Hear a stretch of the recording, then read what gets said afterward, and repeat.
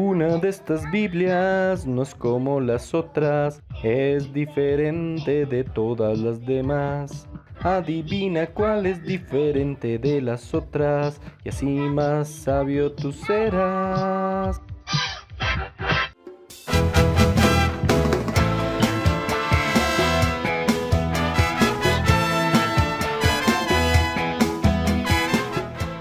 Amigos de Biblia Libre, ¿cómo están? Mi nombre es Edgar Escobar, bienvenidos a este nuevo capítulo. Hoy vamos a hablar de los libros apócrifos o deuterocanónicos.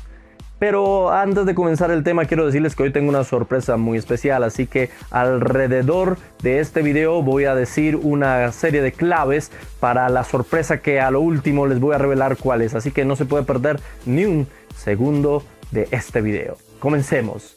Vamos a hablar sobre el canon, y la palabra canon significa caña, que quiere decir la manera en la que medían en esa época, en la época de la palabra de Dios, medían con una caña.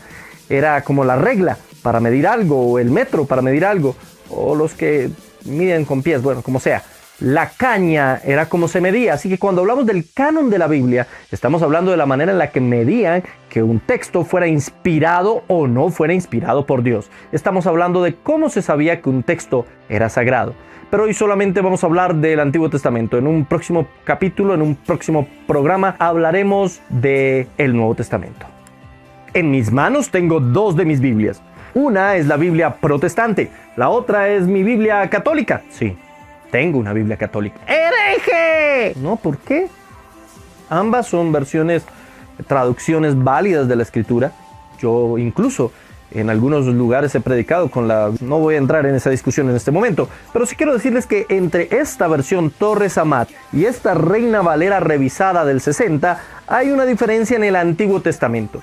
Esta tiene 66 libros, mientras esta tiene 73. ¿Por qué tiene libros de más? ¿Y cuáles son esos libros de más que tiene la Biblia católica? Los libros son Tobías o Tobit, el libro de Judith, el libro de Sabiduría, el libro de Eclesiástico, Siracida o Sirácides, el libro de Baruch, incluida la carta de Jeremías, el libro de Macabeos, primero y segundo, las adiciones griegas al libro de Esther, las adiciones griegas al libro de Daniel, la oración de Azarías, de Daniel 3:24 al 50, el himno de los tres jóvenes de Daniel 3:51 al 90 y la historia de Susana de Daniel 13. Así que hay una diferencia entre la Biblia católica o las traducciones católicas ortodoxas y las traducciones protestantes, pero ¿dónde está esa diferencia y por qué los protestantes decidieron sacar estos libros que acabo de mencionar del canon? ¿Que acaso había algo oculto? ¿Que acaso había algo secreto? ¿Que acaso ahí estaba la respuesta a la diferencia entre católicos y protestantes? Bien, primero tendremos que decir que esa polémica alrededor de estos libros no es nueva, ni siquiera es una polémica entre católicos y protestantes. Es una polémica que ha existido durante siglos, siglos antes del mismísimo cristianismo, porque ya los judíos debatían si estos textos eran o no eran sagrados, y alguno de ellos consideraba, bueno, si estamos debatiendo si estos textos son o no son sagrados, pues de hecho ya no lo son. En el solo hecho de que haya una duda de su sacralidad y de su inspiración divina, los niega como libros realmente inspirados por Dios. Pero bueno, el debate fue mucho más allá de eso. Hoy en día, estos libros son rechazados por los protestantes y también por los judíos, pero son aceptados por la Iglesia Católica y la Iglesia Ortodoxa. ¿Qué argumentos nos dan estas iglesias para aceptar a estos libros a los que nosotros los protestantes llamamos apócrifos, pero que los católicos llaman deuterocanónicos, que significa algo así como un segundo canon? Primer argumento que utilizan los católicos para aceptar estos libros que ellos llaman deuterocanónicos. Ellos dicen, estos libros estaban incluidos en la Septuaginta. La Septuaginta fue una traducción que mandó a hacer el rey egipcio Ptolomeo II Filadelfo. Él dijo, bueno, yo quiero reunir los libros sagrados de este pueblo y quiero guardarlos en la biblioteca, así que necesito traducirlo a un idioma que todo el mundo pueda leer. Y ese idioma era el griego koiné. Así que él los traduce al griego koiné, y lo que los católicos dicen es, cuando los apóstoles y los escritores del Nuevo Testamento mencionan fragmentos del Antiguo Testamento, la versión que usan es la Septuaginta. Así que ellos usaban esa versión, utilizaban como autoritaria esa versión. Por lo tanto, esos libros que estaban incluidos en la Septuaginta, pues son libros canónicos, están ahí. Los apóstoles, los discípulos, el mismo Jesús, cuando menciona la palabra de Dios, utiliza la versión Septuaginta. Así que ellos están aceptando que esos libros son sagrados. Vaya. Sin embargo, históricamente eso tiene muchos problemas. En primer lugar, no estamos completamente seguros que la Septuaginta contuviera los libros de los que ellos hacen referencia, porque los apóstoles jamás hicieron una referencia, ni Jesucristo, a esos libros deuterocanónicos que acabo de mencionar. No sabemos si realmente estaban en la Septuaginta. La Septuaginta ha tenido diferentes versiones, diferentes formas y traducciones. Por ejemplo, Silón de Alejandría usó la Septuaginta y nunca escribió nada de los apócrifos. Así que es probable que no estuvieran en la versión original de la Septuaginta, porque esa versión también tuvo modificaciones. Ahora, hay registros históricos que parecen indicar que esos libros no tenían la misma validez.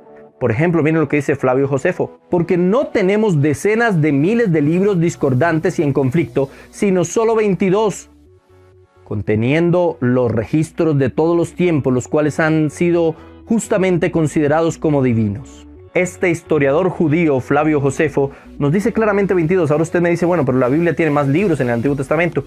Lo que pasa es que la organización de los libros del Antiguo Testamento es absolutamente diferente a la que nosotros tenemos. Ellos organizan sus libros de otra manera. Ahora, los 22 libros a los que está refiriéndose Flavio Josefo tampoco son exactamente los que tenemos nosotros en el Antiguo Testamento. Pero eso sí es cierto, no incluye a los deuterocanónicos, aunque tampoco incluía, por ejemplo, al libro de Esther. Ahí entramos también a otro debate. Pero no es el único historiador ni el único que habla sobre este tema. Pero entonces, ¿cuándo se dio por hecho cuáles eran los libros del Antiguo Testamento? Los judíos mismos también tuvieron sus debates sobre el canon del Antiguo Testamento, pero ellos lo van a definir definitivamente. Ellos se van a poner de acuerdo en el Concilio de Jamnia. Tras la caída de Jerusalén en el año 70, un grupo de rabinos judíos formaron la escuela de Jamnia. Allí hicieron el Concilio de Jamnia, donde se pusieron a discutir cuáles libros de la Tanaj deberían ser considerados como sagrados. Y ellos, pues, decidieron que serían esos mismos 39 libros que los protestantes incluimos dentro del Antiguo Testamento. Ahora, no eran para ellos 39 realmente, porque ellos agrupan los libros de una manera diferente.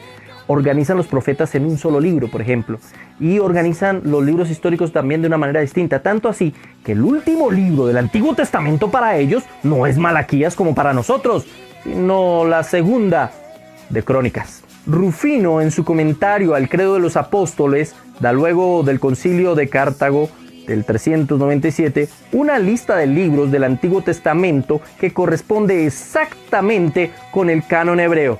Sin embargo, para mí el argumento más fuerte a favor de la lista de Jamnia la da el mismo Señor Jesucristo. Mire lo que dice: desde la sangre de Abel hasta la sangre de Zacarías, que pereció entre el altar y el templo. Sí, os digo que será demandada de esta generación. Mire lo que está diciendo el Señor ahí. Está diciendo: voy a demandar la sangre a esta generación del primero al último de los profetas. Y como primero menciona a Abel, pero como último menciona a Zacarías. Y usted podrá decir, ¿por qué Zacarías? Porque Zacarías aparece en el libro del segundo libro de Crónicas. Es decir, está hablando del primer libro, el Génesis, y está hablando del último libro, segundo libro de Crónicas. Ahora, si Zacarías, como dice el Señor Jesucristo, fue el último de los profetas, antes de que llegara Juan el Bautista, pues entonces en ese periodo de tiempo de más o menos unos 400 años no hubo profetas, porque dice: demandaré la sangre de Abel a Zacarías. Ahora, ese es el periodo de tiempo en que la mayoría de los libros deuterocanónicos son escritos. ¿Y quién los escribió si no había profeta? Buen punto, déjame masticarlo. Pero tenga en cuenta que cuando buscaron los rollos del mal muerto allá en esas carnes, ahí encontraron los libros deuterocanónicos. Ahí estaba Siraco, estaba Tobías, estaba Baruj. Y hay miles de rollos del mal muerto que incluyen pasajes de esos libros. Ese argumento no es muy válido, porque el hecho de que los hubieran encontrado en las cuevas de Qumran y en todos los manuscritos que encontraron allí, pues no significa mucho. También allá estaba el libro de Enoc, el libro de Jubileos. Libros que no por haber estado en las cuevas de Qumran los tenemos hoy que considerar como textos sagrados, ¿o sí? Pero si hay citas en el Nuevo Testamento, citas de los libros apócrifos, se lo aseguro. Vea cuando el Señor Jesucristo dice, perdonad a vuestros enemigos. Eso estaba en los libros apócrifos. Sí, la apologética católica ha intentado forzar una cantidad de textos del Nuevo Testamento para decir que aparecían en esos libros apócrifos o deuterocanónicos. Me confundo diciendo eso, parece un trabalenguas. Pero no hay ninguna cita clara, todas son citas forzadas como a las malas, entonces eso nos deja mucho que pensar. Ahora, el hecho también de que se mencionara tan solo un fragmento por allá escondido de un libro deuterocanónico no significa que ese libro ya es sagrado. Por ejemplo, en el libro de los Hechos aparece citado el poeta Aratus. Pablo lo cita, pero no por eso vamos a considerar que la poesía de este hombre, al que yo no conozco, tendría que ser sagrada. No, él lo menciona como un ejemplo. Simplemente eso. Ahora, todas las menciones supuestas de libros deuterocanónicos de parte de Pablo de Jesús son algo... Además, si fuera por eso, podríamos incluir el libro de Enoc. Judas lo menciona en Judas capítulo 1, verso 9, y dice como profetizó Enoc. Pero aunque Judas diga eso no le da autoridad canónica al libro de Enoc. Pero muchos concilios antiguos de la iglesia los aceptaron como canónicos. El concilio de Cartago, el concilio de Roma, todos ellos decían que sí, que esos libros eran sagrados y estaban en la Biblia. Y si nos basáramos solamente por los concilios, deberíamos sacar el libro de Apocalipsis, que casi siempre era negado como canónico. Casi nunca lo incluían en la lista de los libros sagrados. También sacaron en algunas oportunidades al libro de Santiago y al libro de Esther, que me dice, entonces, no, los concilios no son los que nos dicen qué libro es sagrado y qué libro no es sagrado. Lo que nos lo dice es su pertinencia histórica, su uso por parte de la iglesia primitiva, que sea coherente y concordante, que su profecía sea real y cierta, que el mismo libro afirme ser sagrado, que los discípulos y los apóstoles lo hayan escrito o los profetas mismos lo hayan escrito. Y si Jesús dice que el último profeta fue Zacarías, pues entonces todo lo demás que escribieron los otros no podemos considerarlo como sagrado. Aquí voy a dar una clave para que usted se lleve el premio que en el día de hoy voy a regalar. Hubo un grupo de padres de la iglesia que jamás incluyeron a los libros deuterocanónicos y se opusieron totalmente a ellos, muchísimos años antes del protestantismo y de Martín Lutero y todo eso. Menciono a estos personajes: Orígenes, Atanasio, Jerónimo, Gregorio el Grande. Los libros deuterocanónicos tienen errores, no son coherentes con el resto de la escritura, tienen partes bastante conflictivas, como por ejemplo, me sentiré satisfecho si esta historia quedó bien escrita y ordenada. Si no es así y tiene poco valor, deben saber que hice lo mejor que pude. Miren lo que dice el escritor de Macabeos. Está diciendo, bueno, aquí ya termino mi escrito. Si quedó bien organizado y si quedó bien, pues chévere. Pero si quedó mal, bien, hice lo que pude. O sea, ¿ustedes creen que un libro sagrado va a excusarse por si el caso está mal? El prólogo del libro de Eclesiástico dice de la siguiente manera: así lo hizo mi abuelo Jesús. Leyó la ley y los profetas y luego él mismo se sintió movido a escribir un texto. Leyó la ley, leyó los profetas y dijo, hombre, yo debería escribir esto. Pero no está diciendo que Dios lo escribió. En el Antiguo Testamento el Señor habla directamente y Dios dijo, y esto es palabra de Dios, y el Señor mandó y escribió Moisés y escribieron todos los autores de la Escritura. Pero en este caso no. Él está diciendo, bueno, a mí me pareció como chévere escribir esto. Ahora, hay un pasaje en Tobías que parece brujería. Tobías, capítulo 6, versículos 5 al 9. Azarías, ¿qué enfermedades se pueden curar con la hiel, el corazón y el hígado del pescado? El ángel le contestó, cuando un espíritu malo o un demonio ataca a una persona, se queman delante de esa persona el corazón y el hígado y nunca más la vuelven a atacar. Si una persona tiene cataratas en los ojos, se le unta hiel de ellos y se le sopla, y la persona quedará curada. Mire, este supuesto ángel le da una especie de receta mágica para que todos los demonios se alejan y para ser curado de la visión. Esto no es coherente con el resto de la escritura, que no nos muestra por ningún lado ningún tipo de ritual ni de cosas por el estilo, sino que todo es solamente soberanía y voluntad divina. Así que no es coherente con el resto de la escritura. En Tobías 4, 9 al 11 o en Tobías 12, 9 nos habla de alguna manera que por la ofrenda se perdonan los pecados. A Carl Luna le encantaría que estos libros estuvieran en la Biblia. Sabiduría 8, 19 al 20 dice de la siguiente manera: fui niño muy afortunado, pues recibí un alma buena. ¿Qué es lo que está diciendo el libro de Sabiduría? Que las personas nacen buenas. Pero eso contradice lo que el resto de la Biblia enseña, no solo Romanos 3, sino también Salmos. En el capítulo 14, en el verso 3, donde dice: no hay justo ni aun uno, no hay quien haga lo bueno. Lo mismo dice la carta a los Romanos, donde Pablo escribe. Así que no podemos incluir un libro que contradice a otro. Por eso es que dudaban los antiguos sobre la veracidad de este tipo de textos. Ahora, Judith, capítulo 1, verso 7, tiene un error histórico garrafal. Dice de la siguiente manera: el rey Nabucodonosor de Asiria mandó llamar a todos los habitantes de Persia y todos los que vivían en Occidente. Nabucodonosor no era rey de Asiria, sino de Babilonia. Grave error, grave error. Baruch, capítulo 6, versículo 2, tiene otro error bastante grande. Dice de la siguiente manera: en Babilonia tienen que vivir muchos años, un tiempo muy largo, 7 generaciones. Pero después la sacaré de allí en paz. Dice Baruch que tenía el pueblo que estar cautivo 7 generaciones. Eso es demasiado tiempo, no fueron 7 generaciones. Dice Jeremías capítulo 7, verso 11 que fueron 70 años, no 7 generaciones. Ahora me encanta este texto de Macabeos, mire lo que dice. Primera de Macabeos 9:27, fue un tiempo de grandes sufrimientos para Israel, como no se había visto desde que desaparecieron los profetas. Mire lo que dice ahí, el mismo libro de Macabeos dice que habían desaparecido los profetas y que vino un tiempo muy difícil, etcétera, y que no se había visto un tiempo así desde que desaparecieron. Si no habían profetas, entonces ¿quién escribía?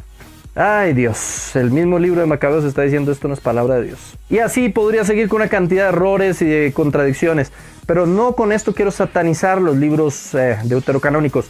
Son libros que tienen un valor histórico, son libros que tienen un valor cultural, son libros que un cristiano puede leer tranquilamente, pero no considerarlos sagrados, ni que podemos ponerlos al nivel de la palabra de Dios, ni sacar doctrinas de ahí como hacen, por ejemplo, los católicos cuando rebuscan por allá la doctrina del purgatorio. No, estos libros son libros históricos, pero esos mismos libros nos declaran, como lo acabamos de leer en Macabeos, que no son libros sagrados.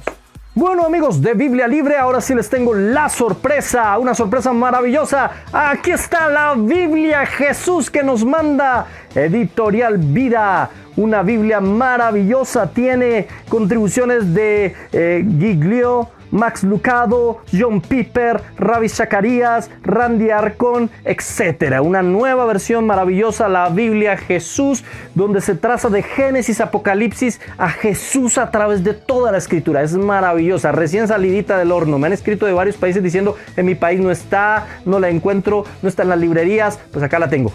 La Biblia Jesús, y se la voy a regalar a uno de ustedes. ¿Qué tiene que hacer? Escribir al correo de Biblia Libre. Primero tiene que compartir este video, compártelo en sus redes sociales, compártelo en Facebook, en Twitter, dale like, compártelo, y luego de que lo compartas, por favor, me vas a mandar un correo electrónico a biblialibre@gmail.com. biblialibre@gmail.com, y me va a contestar en ese correo cuáles fueron los 4 padres de la iglesia que nunca aceptaron los libros deuterocanónicos. Lo acabo de mencionar en este video. Pronto comenzaremos nuestra iglesia virtual ya en estos días. Esté muy pendiente en la página de internet. Seguimos la próxima semana con más Biblia Libre.